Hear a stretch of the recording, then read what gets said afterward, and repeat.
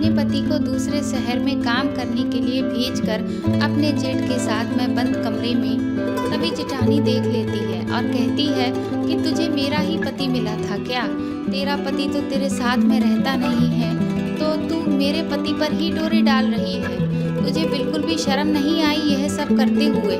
मेरा नाम रीमा है। मेरी शादी को अभी 5 महीने ही हुए थे। मेरे घर में सास ससुर, जेठ जेठानी, उनके बच्चे और हम दोनों पति पत्नी रहा करते थे। एक दिन जब मैंने जेठ जी से कहा, अमित भैया मेरी कुछ दवाइयाँ खत्म हो गई हैं, आप ऑफिस से आते वक्त लेते आइएगा। रीमा की सास ने जैसे ही यह सब सुना तो वह चिल्लाने लगी कि बहू, अमित तेरा जेठ है और तू उस पर हुक्म चला रही है। यह सब काम तू खुद भी तो कर सकती है। अमित को ऑफिस के लिए देर हो रही है और अपना पल्लू नीचे रखा कर जा, अब अपना काम कर और ज्यादा बात मत किया कर। रीमा चुपचाप किचन में जाकर सबके लिए खाना तैयार करने लगी। घर में सभी लोग थे, लेकिन फिर भी उसका अपने पति के बिना बिल्कुल भी मन नहीं लगता था। वह बहुत ही ज्यादा अकेलापन महसूस करती थी। अभी शादी को 5 महीने ही तो हुए थे उसकी। शादी बहुत धूमधाम से हुई थी। शादी के समय सुमित कुछ भी नहीं करते थे, लेकिन उसके ससुराल वालों ने उसके घर वालों से यह सब बातें छुपा ली और झूठ कह दिया कि वह अपने बड़े भाई के ऑफिस में काम करता है। उस वक्त सुमित ने भी कुछ भी नहीं बताया। शादी के कुछ दिन तो ठीक से चलते रहे, लेकिन फिर जैसे जैसे समय बीत रहा था सबके रंग दिखने शुरू हो गए थे। सारे घर के काम का बोझ सिर्फ रीमा के कंधों पर डाल दिया गया था और सुमित भी घर वालों के कहने के हिसाब से ही चलता था और जो भी काम उसे घर के या बाहर के बताए जाते वह चुपचाप करता रहता। उस घर में उसकी स्थिति एक नौकर से ज्यादा नहीं थी। यह सब देखकर रीमा को बहुत ज्यादा बुरा लगता था। वह अपना दुख किसी से कह भी नहीं पाती थी। एक दिन उसने सुमित को बहुत समझाया कि आप कोई काम धंधा क्यों नहीं करते, इस तरह से अपना समय क्यों बर्बाद करते रहते हैं। सुमित मुस्कुराकर बोला, रोज इतने सारे काम तो मैं करता हूँ। घर में दूध लेकर आता हूँ, भैया के बच्चों को स्कूल छोड़ कर आता हूँ, राशन लाता हूँ, सब्जी लाता हूँ, माँ बाबूजी की दवाई लेकर आता हूँ, सुबह से लेकर रात तक कितने सारे काम करता हूँ। रीमा ने कहा कि आप जो काम करते हैं क्या आपको उसकी कोई सैलरी मिलती है? मुझे तो समझ में नहीं आता कि जब आपने अपनी पढ़ाई अच्छे से की तो उसके बाद भी आपने ना तो कोई नौकरी की और ना ही कोई बिजनेस डाला।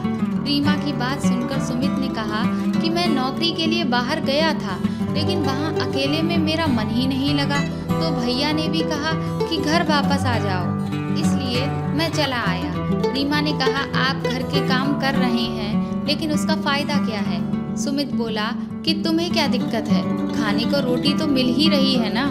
रीमा बोली, सिर्फ रोटी खाना ही जीवन जीना होता है क्या? इंसान की क्या और दूसरी कोई ज़रूरत नहीं होती है?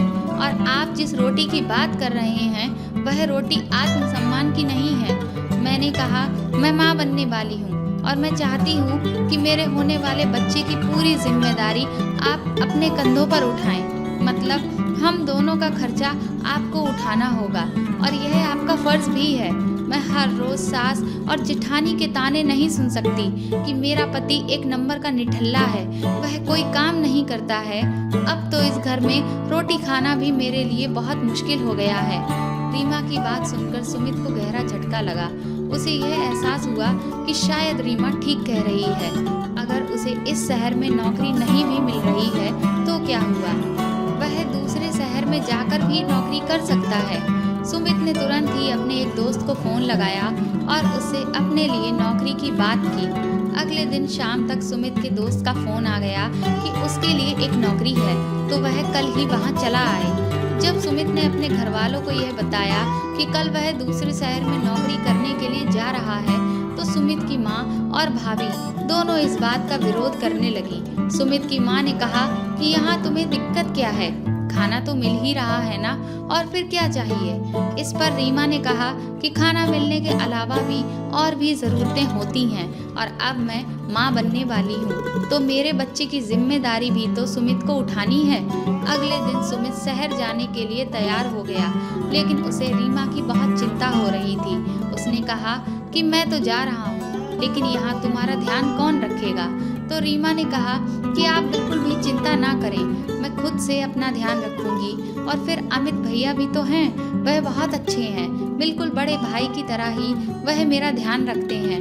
इसीलिए आप बिल्कुल चिंता मत करिए और अपनी नौकरी को पूरी ईमानदारी और मेहनत के साथ करिएगा। मैं चाहती हूँ कि आप भी एक सफल इंसान बने। सुमित तो अपनी नौकरी पर चला गया था, लेकिन रीमा के सास ससुर अब उससे नाराज रहने लगे थे। उनको यह लग रहा था कि उनकी बहू ने उनके बेटे को उन लोगों से दूर कर दिया है।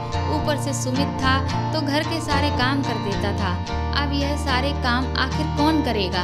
वह इस बात से भी परेशान था कि उनका बेटा नौकरी करने लगा है तो कहीं वह बहू को शहर ले जाकर अलग ना रहने लगे। अगर ऐसा हुआ तो फिर उनके बुढ़ापे में सेवा कौन करेगा?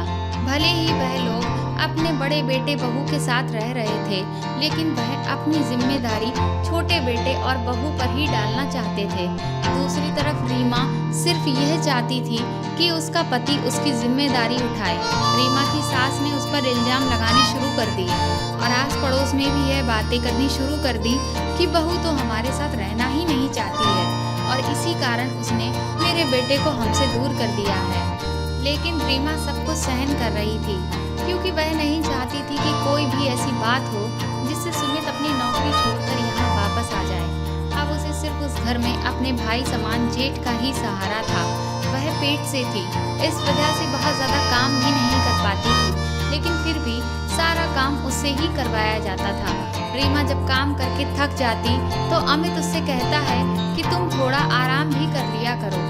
यह सब बातें सुनकर अमित की पत्नी गुस्सा हो जाती और कहने लगती कि जब आप मेरे पति हो तो फिर आप रीमा का ख्याल क्यों रख रहे हैं? उसका ख्याल रखने वाला जो था उसे तो उसने दूसरे शहर कमाने के लिए भेज दिया। इस घर में शादी करके वह हमारे भरोसे थोड़ी ना आई थी। एक दिन जब रीमा का मन बहुत मचल रहा था, उसका कुछ चटपटा खाने का मन कर रहा था, तो उससे रहा ना गया और उसने अमित को फोन लगा दिया। बोली, भैया जब आप ऑफिस से आइएगा तो मेरे लिए गोलगप्पे लेकर आइएगा, आज मेरा गोलगप्पे खाने का बड़ा मन कर रहा है। अमित जब घर आया तो उसने गोलगप्पे का पैकेट रीमा को दे दिया। तब तक रात हो चुकी थी और सभी लोग अपने कमरे में सो चुके थे। रीमा अपने कमरे में बैठकर गोलगप्पे खाने लगी, लेकिन तभी जेठानी जब बाथरूम जा रही थी तो उसकी नज़र रीमा पर पड़ गई और उसने गुस्से में सारे घर में शोर मचा दिया। शोर सुनकर सभी लोग रीमा के कमरे के बाहर इकट्ठे हो गए। वह अपनी सास से कहने लगी कि यह तो मेरे पति को मुझसे छीन ही ली की। मुझे इसका चाल चलन कुछ ठीक नहीं लग रहा है। इसने तो मेरे पति को अपना गुलाम ही बना लिया। अगर मैं इस घर में रही तो यह मेरे पति को मुझसे अलग कर देगी, इसलिए मैं अब इस घर में नहीं रह सकती। रीमा की जेठानी ने कहा कि तुझे मेरा ही पति मिला था। अरे वह तेरा जेठ है, तू अपना जी काबू में नहीं रख सकती। अगर गोलगप्पे नहीं खाती तो क्या बिगड़ जाता? क्या मेरा पति तेरी सेवा करने के लिए है इस घर में? और ना जाने क्या क्या उसकी जेठानी ने उसे उल्टा सीधा सुनाया। रीमा की आंखों से आंसू बहने लगे।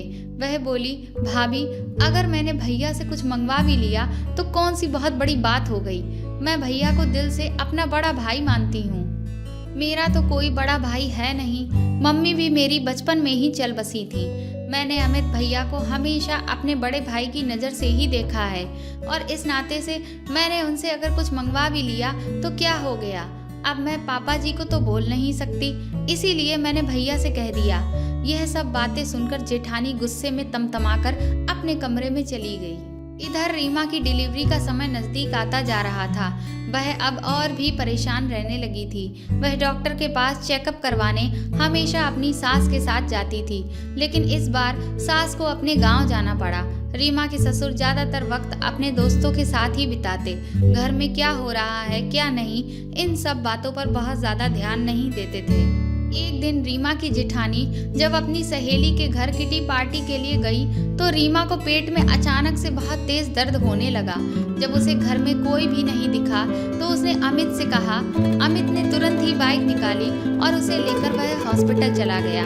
अस्पताल पहुंचकर जब चेकअप करवाया गया तो डॉक्टर ने कहा कि डिलीवरी में अभी थोड़ा समय और है और गर्भावस्था के दौरान अक्सर ऐसा हो जाता है कि दर्द होने लगता है। फिर अमित रीमा को कुछ दवाइयाँ वगैरह दिलवाकर घर वापस ले आया। वह लोग जैसे ही घर पहुँचे, रीमा की सास गांव से आ चुकी और उसकी जेठानी भी किटी पार्टी से वापस आ गई थी। रीमा की जेठानी अपने पति के साथ रीमा को देखकर आग बबूला हो गई। रीमा की सास बोली, तू तो दिन ब दिन बेशर्म ही होती चली जा रही है। अपने ही जेठ के साथ बाइक पर बैठकर घूमने निकल गई। यह भी नहीं सोचा कि लोग जब देखेंगे तो क्या कहेंगे। जेठानी बोली, तुझे मेरा ही सुहाग मिला है, अब तो तेरा पति तेरे साथ नहीं रहता, तुझे छोड़कर चला गया है, तो क्या तू मेरे पति पर ही डोरे डालेगी? तुझे शर्म नहीं आती? यह सब सुनकर आज अमित से रहा नहीं गया और वह बोला, आप दोनों अपनी बकवास बंद करिए। कुछ भी आप फालतू का बोले चले जा रहे हैं और हम लोगों पर झूठे इल्जाम लगा रहे हैं। मैं रीमा को अपनी छोटी बहन की तरह मानता हूँ और अगर एक बहन तकलीफ में है तो क्या भाई का फर्ज नहीं बनता कि उसकी मदद करें? मैं उसे अभी हॉस्पिटल में दिखाकर लाया हूँ। उसके पेट में बहुत तेज दर्द उठ रहा था। जब घर में कोई नहीं था तो इसीलिए उसने मुझसे मदद मांगी और मैं बड़ा भाई होने के नाते उसे डॉक्टर के पास चेकअप के लिए ले गया था। तो आखिर इसमें कौन सा गुनाह कर दिया? रीमा इस घर की बहू भी है और मेरे छोटे भाई की पत्नी भी। जब मेरा छोटा भाई इस घर में मौजूद नहीं है और उसकी पत्नी गर्भावस्था में है तो क्या यह हमारा फर्ज नहीं बनता कि हम उसका ख्याल रखें? उसे हमारे साथ और सहयोग की जरूरत है। क्या हम उसे अकेला छोड़ दें? यह भी तो सुबह से लेकर रात तक हम लोगों के लिए काम करती ही रहती है क्योंकि यह हमें अपना मानती है। तो क्या हम सबका भी फर्ज नहीं है इसके प्रति कि हम सुमित की गैर हाजिरी में इसका ख्याल रखें? अमित की यह बातें सुनकर रीमा की आंखें भर आईं। अमित ने कहा, और मम्मी जी आप तो उम्र में बड़ी हैं, लेकिन फिर भी आपकी भी सोच इतनी घटिया है। रीमा ने कहा, आप दोनों भी तो किसी की पत्नियां हैं। क्या कोई पत्नी अपने पति के होते हुए घर के किसी दूसरे आदमी से किसी काम के लिए भी नहीं कह सकती है? अगर मैं अपने जेठ को अपना बड़ा भाई मानती हूँ और आप इस रिश्ते को गलत समझती हैं तो भाभी मैं आपसे पूछती हूँ कि जब देवर भाभी का छोटा भाई बन सकता है तो जेठ जी मेरे बड़े भाई क्यों नहीं बन सकते? आप भी तो सुमित से अपने कितने काम करवाती थी। उनका भी फर्ज बनता है। वह आपसे छोटे हैं और आपके छोटे भाई के समान हैं। तो उसी तरह से मैंने भी अमित भैया को अपना बड़ा भाई मान लिया, तो इसमें क्या गलत किया?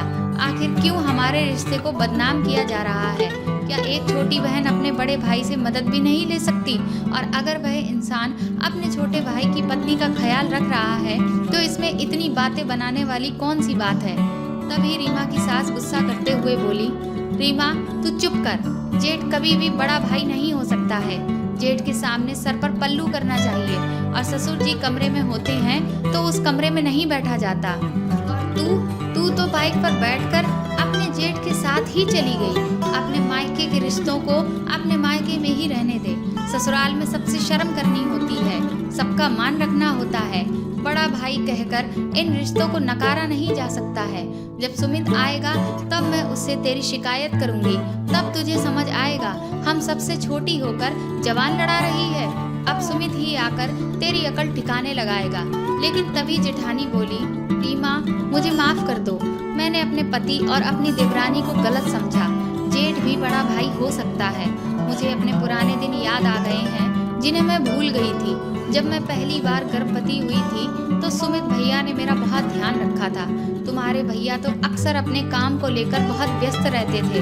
उस दौरान मेरा भी अलग अलग तरह की चीजें खाने का मन करता था तो सुमित ही मेरे लिए कभी गोलगप्पे, कभी कुल्फी तो जूस लेकर आता था। मेरे छोटे भाई की तरह वह मेरी हर इच्छा पूरी करता था। अमित तो तुम्हें आज ही अस्पताल लेकर गए हैं, लेकिन सुमित तो मुझे हर महीने ही चेकअप कराने के लिए खुद लेकर जाता था। लेकिन ना जाने मैं वह सब कैसे भूल गई, जबकि तुम्हारे भैया तो इसी शहर में, इसी घर में साथ रह रहे थे, लेकिन फिर भी वह मेरा बहुत ध्यान रखता था। लेकिन आज जब तुम गर्भावस्था में हो तो हम सब तुम्हारे साथ क्या कर रहे हैं? सुमित भैया यहाँ नहीं हैं तो हम लोगों को तो तुम्हारा हर तरफ से ध्यान रखना चाहिए, लेकिन उल्टा हम लोग तुम्हें तकलीफ दे रहे हैं। यह कहते कहते मेरी जेठानी की आंखों से आंसू बहने लगे। जेठानी की बातें सुनकर सास ससुर को भी पुराने दिन याद आ गए और वह भी शर्मसार हो गए। तभी अचानक सबकी नजर दरवाजे पर जाती है। वहाँ सुमित खड़े थे। सुमित को देखकर अचानक से सब खुश हो जाते हैं। सुमित कहता है कि मैंने सब कुछ सुन लिया है। जब रीमा मुझे यह सब बातें बताती थी तो मुझे विश्वास नहीं होता था, लेकिन आज जब मैंने सब कुछ अपने कानों से सुन लिया और आंखों से देख लिया है, तब मुझे विश्वास ही नहीं हो रहा कि मेरे ही परिवार वाले मेरी पत्नी के साथ इतना बुरा व्यवहार कर सकते हैं। सुमित ने कहा, रीमा मेरी तनख्वाह अब काफ़ी अच्छी हो गई है। मैंने यह सब फ़ोन पर नहीं बताया, मैं सबको यह खुशखबरी सामने से देना चाहता था। अब तुम अपना सारा सामान पैक कर लो, हम दोनों इस घर में अब नहीं रहेंगे। सुमित की यह बात सुनते ही रीमा का सारा दर्द खुशी में बदल गया। रीमा खुश होते हुए बोली, यहाँ सब कुछ ठीक है, घर परिवार में ऐसी छोटी बड़ी बातें तो होती ही रहती हैं। मैंने सबको माफ़ कर दिया है, आप भी सबको माफ़ कर दीजिए।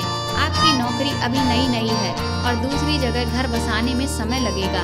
मेरी भी डिलीवरी होने वाली है। यहाँ मेरा ध्यान रखने के लिए मम्मी जी हैं, भाभी हैं और अमित भैया भी हैं, और वहाँ सिर्फ अकेले आप होंगे।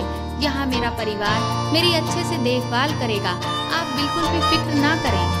रीमा की बात से सुमित सहमत हो जाता है और कुछ दिनों के बाद वह वापस अपनी नौकरी पर लौट जाता है। कुछ दिनों के बाद रीमा को एक खूबसूरत सा बेटा होता है। 5 महीने के बाद रीमा सुमित के पास खुशी खुशी रहने चली जाती है, लेकिन हर रक्षाबंधन पर वह अमित को राखी भेजना नहीं भूलती। घर की छोटी बहू घर की बेटी बन जाती है। दोस्तों, रिश्ता चाहे कोई भी हो, अगर आपकी नीयत में खोट है तो वह रिश्ता अपवित्र रहेगा, और अगर दूर का भी रिश्ता है तो भी अगर आपकी नीयत साफ है तो उस रिश्ते में कभी कोई खोट नहीं रह सकता। आपको यह कहानी कैसी लगी हमें कमेंट करके ज़रूर बताएं, और इस वीडियो को ज़्यादा से ज़्यादा शेयर और लाइक करें, और अगर आप मेरे चैनल पर नए हैं तो सब्सक्राइब करके बेल आइकन को ज़रूर दबा दें। Thank you.